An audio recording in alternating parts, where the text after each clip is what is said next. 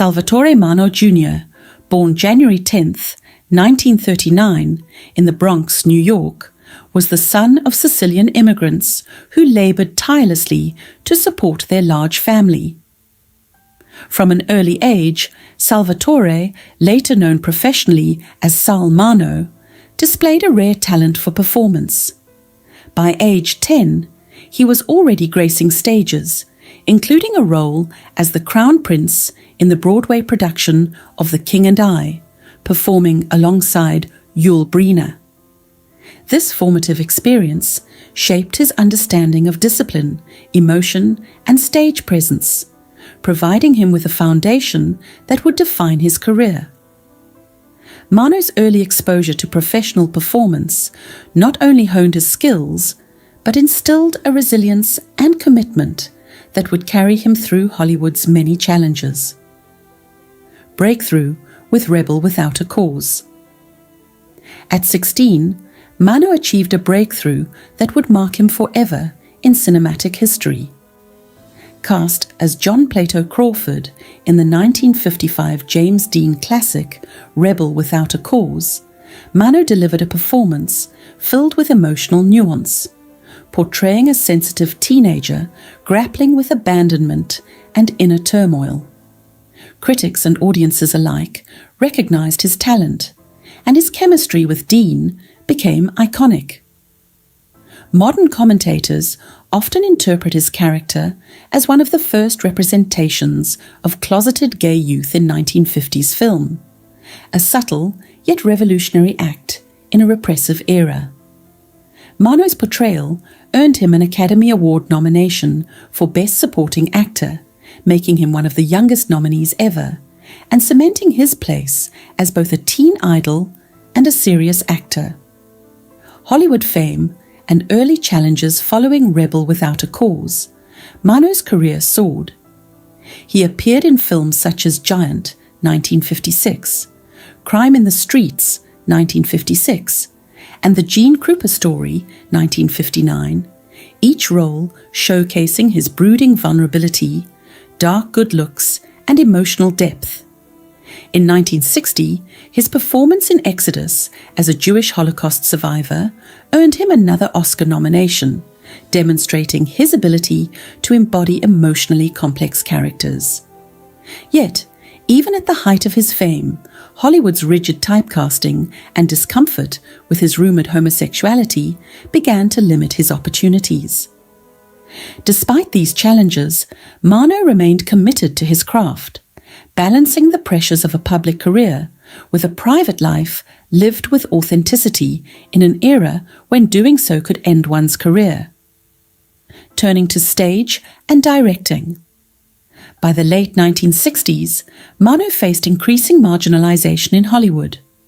Openly gay in his personal life, he became one of the rare male actors to defy the era's expectations of masculinity and heteronormativity. Instead of retreating, Mano pivoted toward the stage and directing, embracing projects that pushed boundaries. He directed and performed in productions such as Fortune and Men's Eyes, a play exploring sexuality and prison violence. These efforts highlighted Mano's willingness to confront taboo subjects and cemented his reputation as a serious, versatile artist. His theatre work offered him creative freedom that Hollywood denied, allowing him to explore themes of power, vulnerability, and identity with a boldness few contemporaries dared attempt. Reinvention through opera. In December 1972, Mano made a daring leap into opera by directing The Medium, a haunting work by Giancarlo Menotti. Staged in Detroit, this production marked a sharp departure from his Hollywood roles. Mano portrayed Toby, a mute servant tormented by the scheming Madame Flora, bringing depth to an emotionally complex role while simultaneously guiding the overall artistic vision. This experience allowed him to demonstrate his directorial talents and to stretch his artistic range. Critics noted the performance's intensity and Mano's command over both stagecraft and emotion, underscoring his determination to move beyond the adolescent heartthrob image that had defined his early career. The project reflected his persistent pursuit of meaningful, challenging art. Returned to television with complex roles. By 1975, Mano returned to television, taking on dark, provocative characters. On NBC's Columbo episode A Case of Immunity, he portrayed Rachman Habib, assistant to a ruthless consular official, weaving political intrigue into his performance. That same year, he appeared in SWAT, playing a cult leader whose charisma masked a dangerous ideology reminiscent of Charles Manson. These roles demonstrated his fearlessness in addressing morally ambiguous and unsettling characters. Each performance reminded audiences that Mano's talents extended far beyond vulnerable teenagers. He used television as a platform to explore human complexity and societal fears, cementing a reputation for taking risks with challenging material that most actors would avoid. Stage success and sexuality in performance. In 1976, Mano's career experienced a resurgence with the black comedy stage play P.S. Your Cat is Dead, performed in San Francisco.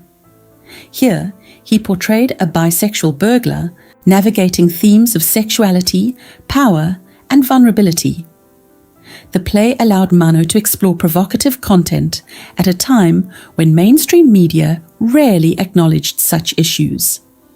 It reinforced his commitment to portraying characters who existed on society's margins, challenging audiences while also reflecting his personal courage in living openly as a gay man. Mano's choices on stage emphasized his rejection of Hollywood's limiting expectations, as he sought artistic and personal authenticity, a path that increasingly placed him in tension with both industry norms and public perception. The shocking murder of Sal Mano. In a devastating turn, Mano's life was violently cut short, sending shockwaves through Hollywood.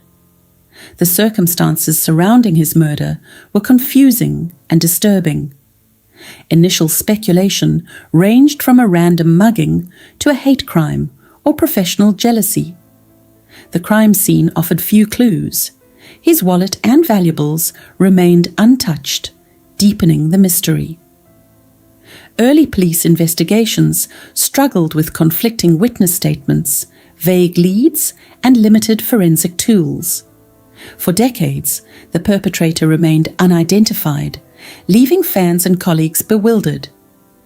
The unresolved nature of the case added a chilling aura to Mano's death, highlighting societal prejudices, systemic investigative failures, and the vulnerability of even the most celebrated performers in an industry often indifferent to personal safety. Arrest and conviction of Lionel Ray Williams. Nearly 2 years after Mano's death, Lionel Ray Williams, a 21-year-old pizza delivery driver from Michigan, was arrested for an unrelated robbery in Los Angeles. During questioning, authorities discovered Williams had boasted of involvement in Mano's stabbing. He was charged, convicted, and sentenced to 57 years in prison. Yet questions lingered. Williams had no apparent connection to Mano, and robbery seemed an implausible motive. Nothing had been stolen. Many speculated that Williams may have acted under instruction or as part of a larger plot, while others pointed to the possibility of organized crime or Hollywood figures influencing events. Although the conviction offered some closure, uncertainty remained about the full story behind Mano's murder, leaving lingering suspicion of deeper concealed motives. Conspiracy and hidden agendas. Decades later, newly uncovered documents, including police files, court transcripts, and witness testimonies, revealed possible suppression of evidence and uninvestigated leads. Internal memos suggested Williams could have been manipulated into committing the crime or acting as a scapegoat. Allegations of interference from organized crime and Hollywood insiders hinted at motives ranging from financial disputes to fears Mano might expose scandals. Early tips pointing to these possibilities were reportedly ignored, reflecting possible bias against Mano's sexuality or pressure to avoid scandal.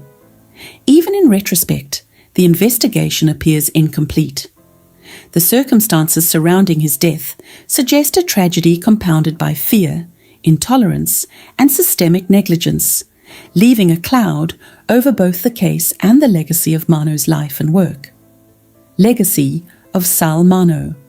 Sal Mano's life and death serve as a stark reminder of Hollywood's complex intersection of fame, sexuality, and power.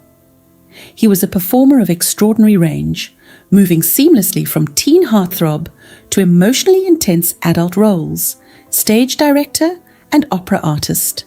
His courage in living authentically as a gay man and his commitment to challenging, provocative work earned him admiration and respect.